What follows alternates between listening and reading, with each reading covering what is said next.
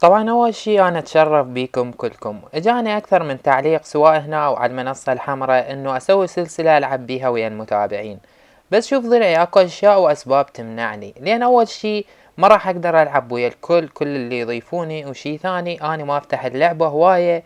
وبصراحة يعني لنفترض إنه سويت السلسلة إيش قد راح يزعلون من عندي، أو يجوز شخص معين ينكسر خاطره لأن ما لعبت وياه، واني اتعقد وكل شو لا تقولي انه اكسر خاطر يعني اكسر خاطر شخص على مود اني ما قدرت العب وياه، وممكن هو ما يعرف ظروفك بس انت كسرت خاطره.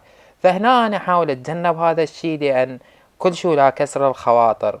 ويعني لنفترض انه بلشت بالسلسلة وجيت وافقت على 100 طلب، زين مو اكو غيرك راح يزعل اذا ما وافقت على طلبه؟ زين اذا لعبت انا ويا عدد من الاشخاص وما قدرت العب ويا عدد اشخاص ثاني، مو راح يزعلون الباقين؟ لذلك شوية صعبة السالفة انه يراد واحد متفرغ 24 ساعة وممكن يصير بيها زعل هواي وبكيفك.